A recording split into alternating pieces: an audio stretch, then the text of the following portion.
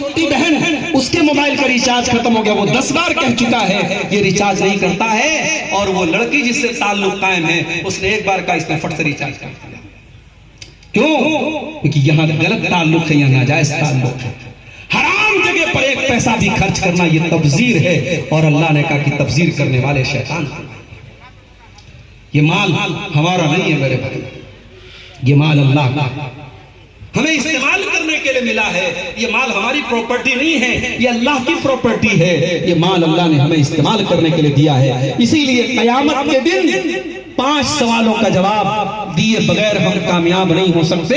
उन 5 सवालों में ये सवाल भी किया जाएगा, वअन मालिही मिन ऐन इक्तसबहु व फीमा अनफक़हु, तूने माल कहां से कमाया था और कहां खर्च किया था, कहां से कमाया, आपका सोर्स ऑफ इनकम क्या था, और आपने कहां खर्च किया, आपको उसका भी हिसाब देना है। माल आप ये समझ करके खर्च ना करें हम आजाद हैं, जहां चाहे वहां खर्च कर सकते हैं। माल के खर्च का भी हिसाब आपको अल्लाह क्या देना। 4 चीजें होंगी। अब उसके बाद 5वीं चीज, आपके घर पे कोई आया, मदरसे के लिए आया, मस्जिद के लिए आया, कोई गरीब आया, कोई साइल आया, कोई यतीम आया। अभी आपके पास पैसा नहीं है, अभी आपका हाथ टाइट बना हुआ है, आप परेशान हैं, आपके पास अभी उस गरीब की मदद करने के लायक पैसा नहीं है। अब आप क्या करेंगे? क्या आप उस गरीब के साथ बदतमीजी करेंगे? क्या उसको धक्का दे करके निकाल देंगे?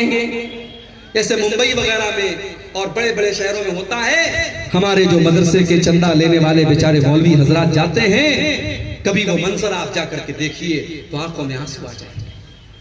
जिस तरीके से फकीरों की लाइन लगी रहती है, भीख मांगने वालों की लाइन लगी रहती है, मदरसे के लिए सफीर हजरात ये अपना झोला लेकर के और रसीद लेकर के लाइन लगा करके खड़े रहते हैं, और उनको ज़कात इस तरीके से दी जाती है जैसे भीख बांटी जा रही है।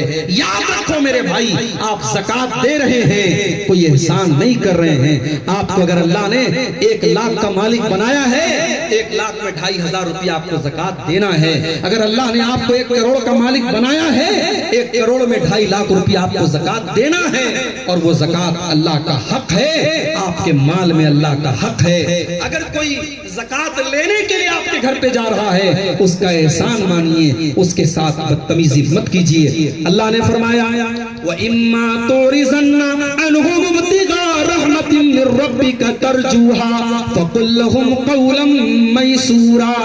अगर किसी गरीब को देने के पास तुम्हारे पास उस गरीब को देने के लायक पैसा नहीं है, तुम्हारा हाथ अभी टाइट बना हुआ है, तो उसको बड़े प्यार से, बड़ी नरमी से उसको टाल दो। उससे कहो कि बाद में आ जाना, अभी मेरे पास ताकत नहीं है। उससे झिड़क करके, उससे बदतमीजी के साथ बात मत करना।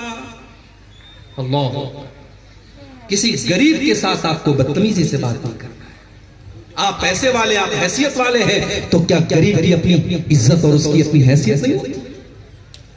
किसी साइल और किसी मांगने वाले को भी आपको बदतमीजी से बात नहीं करना है। अल्लाह ने अपने नबी से फरमाया, ओ अम्मा साइला फला तनहर, ऐ नबी आप किसी साइल को, किसी मांगने वाले को कभी झिड़क करके बात मत कीजिए। आपको देना हो तो दे दीजिए, ना हो तो मना कर दीजिए, लेकिन बदतमीजी करने का, झिड़कने का, डांटने का अधिकार आपको नहीं है। तो ये 5वीं नसीहत अल्लाह ने की कि अगर आपको देने के लायक पैसा नहीं है तो आप नरमी के साथ और प्यार के साथ बात करके टाल दीजिए। नंबर 6, छठी नसीहत, वला तजाल यदक मगलूलतन इला उनुकिका वला तबसुतहा कुल्लल बस्ती फतकुद मलूमन महसूरा। ये बड़ी प्यारी बात है। अल्लाह ने कहा कि अपने हाथ को अपनी गर्दन में बांध कर मत रखो, इतने टाइट मत बन जाओ, इतने कंजूस मत बन जाओ कि बीवी अपने जायज नमक लाना है, तेल लाना है, आटा लाना है, उसके लिए तुम्हारी जेब से पैसा नहीं निकलता। बच्चों की किताब कॉपी लाना है, कलम लाना है, जरूरत की चीजें लाना है, उसके लिए भी तुम्हारी जेब से पैसा नहीं निकल रहा है। पैसा है लेकिन तुम नहीं दे रहे हो, इतने बखील भी मत बनो। और एक मसला बता दे रहा हूं, शौहर अगर बीवी की जायज जरूरतों को पूरा नहीं कर रहा है, हमारे शौहर हजरात नाराज ना हो, हदीस की रोशनी में मसला बयान कर, अगर शौहर बीवी की जायज जरूरतों को पूरा नहीं कर रहा है, उसका खर्च नहीं दे रहा है, तो बीवी शौहर को बताए बगैर उसके पॉकेट में से, उसकी तिजोरी में से, उसके पर्स में से पैसा ले सकती है। बीवी चुरा सकती है बीवी शौहर का पैसा। कब? जब शौहर बीवी का जरूरी खर्च पूरा नहीं कर रहा है, शौहर के पास पैसा है फिर भी खर्च नहीं कर रहा है, तो बीवी बगैर बताए ले सकती है। अब कल से ऐसा ना हो कि साहब आपके पर्स में से 500-500 के नोट गायब होने लगे और आप बीवी से पूछे तो कि अब्दुल गफ्फार साहब ने मसला बता दिया है, मैंने ले लिया है। ये गलत तरीका नहीं अपनाना है। मैंने कह दिया जहां जरूरत है वहां ले सकती है। हजरत अबू सुफियान रज़ी अल्लाह तआला अन्हु की बीवी अल्लाह के नबी के पास आती है और कहती है, अल्लाह के नबी, मेरे शौहर बहुत कंजूस हैं, बखील हैं, हमारी जायज जरूरतों के लिए भी पैसा नहीं देते हैं, क्या मैं उनकी इजाजत के बगैर उनसे पैसा ले सकती हूँ? अल्लाह के नबी ने कहा हाँ ले सकती हो। तो बीवी शौहर अगर कंजूस और बखील है, बास शौहर बेचारे बड़े कंजूस होते हैं, अल्लाह ताला हिफाजत करे, और वो अपने बच्चों की जायज जरूरतों को भी पूरा नहीं करते हैं, तो ऐसी कंजूस शौहरों की बीवियां उनकी तिजोरी में से पैसा बगैर बताए ले सकती हैं। अल्लाह ने कहा कंजूस भी मत बनो, वला तबसुतहा कुल्लल बस्ती फतक़उदा मलूमन महसूरा, और अपने हाथों को इतना फैला भी न देना कि बाद में तुमको मोहताज हो जाना पड़े। अपनी चादर के बराबर तुम अपना पैर फैलाना, उससे ज्यादा तुम फैलाओगे तो तुम्हारी चादर खुल जाएगी, तुम बेआबरू हो जाओगे, बेइज्जत हो जाओगे। अपनी लिमिट से ज्यादा खर्च ना करना। एक मसला अक्सर पूछा जाता है, मौलवी साहब क्रेडिट कार्ड इस्तेमाल करना कैसा है? आजकल क्रेडिट कार्ड में बड़े ऑफर भी आते हैं। आजकल मोबाइल जैसे फ्लिपकार्ट पे, अमेजॉन पे अगर आपको मोबाइल लेना है, अगर आप कैश में मोबाइल लेंगे 25,000 का मिलेगा, क्रेडिट कार्ड के जरिए लेंगे पता लगा साहब 2,000 की छूट चल रही है, 3,000 की छूट चल रही है, और क्रेडिट कार्ड फ्री में बन भी जाता है। बन तो जाता है फ्री में, और कुछ क्रेडिट कार्ड ऐसे भी होते हैं कि उसमें कोई इंटरेस्ट भी नहीं लगता है। चलो वहां तक तो ठीक है, मगर होता क्या है, अब क्रेडिट कार्ड आपको मिल गया, क्रेडिट कार्ड पे आपको लिमिट मिल गई 1 लाख रुपए की, अभी आपके अकाउंट में सिर्फ 10,000 रुपया है, लेकिन आपको क्या लग रहा है कि मैं 1 लाख का मालिक बन गया। अब आप धीरे धीरे शॉपिंग कर रहे हैं, ऑनलाइन चीजें देख रहे हैं, बीवी ने कहा ये भी ले लो, आपने ये भी ले लिया, बच्चे ने कहा ये भी ले लो, आपने ये ले, आपने 1 लाख रुपए तक का सामान ले लिया।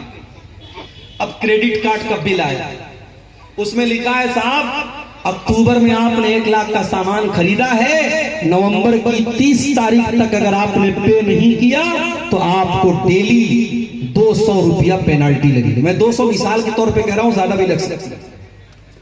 अब ये जो पेनाल्टी लग रही है, एक तो ये हराम है, ये ब्याज है, सूद है, और दूसरे ये है कि आपने अपनी लिमिट से ज्यादा खर्च किया। इसीलिए कभी लोन लेना, लोग ये भी सवाल करते हैं कि लोन लेकर के कारोबार करना कैसा है। बास लोगों ने रास्ता निकाला कि साहब हिंदुस्तान है, यहाँ अगर हम लोन नहीं लेंगे बैंक से तो कैसे तरक्की करेंगे, कैसे हम बिजनेस करेंगे। कोई जरूरत नहीं। मैं कहता हूं ऐसी तरक्की हमें नहीं करना है जिसके लिए हमें गलत रास्ता अपनाना पड़े। आज हमारी कौम में करोड़पति और अरबपति लोग मौजूद हैं। अगर चाहें तो आपस में ऐसी कोई सोसाइटी बना लें, ऐसा कोई कोऑपरेटिव सिस्टम बना लें कि बगैर ब्याज के जरूरतमंद लोगों को कर्जा दें, मगर वो हो नहीं सकता, वो पॉसिबल नहीं है। हमारी कौम के हालात हम सबको अच्छी तरीके से मालूम है। अब बैंक में जाकर के बगैर किसी मजबूरी के जो एक इंसान अपने शौक को पूरा करने के लिए और मजबूरी का नाम लगा करके जो लोन ले रहा है, माफ कीजिए, ये लोन मेरे भाइयों सही नहीं है। अल्लाह ने उसूल बता दिया कि आप अपने हाथों को गर्दन से बांध कर भी मत रखिए और अपने हाथों को फैला करके भी मत रखिए। बखील और कंजूस भी मत बनिए और अपनी लिमिट से ज्यादा आप सखावत भी मत कीजिए। और उलमा ने लिखा है कि अगर इन 2 चीजों को आदमी अपना ले तो कभी इंसान परेशान नहीं होगा, कभी कर्जे की नौबत नहीं आएगी। कर्जे की नौबत तभी आती है जब इंसान अपनी लिमिट से ज्यादा खर्च करता है। तो ये 2 चीजों को आप अपना लीजिए। ये 5 चीजें। नंबर 6, अच्छा 5वीं चीज को बयान करने के बाद अल्लाह ने एक और बात बयान की, इन्ना रब्बका यबसुतुर रिज़्क़ लिमन यशाउ व यक़दिर इन्नहु काना बिइबादिही खबीरन बसीरा।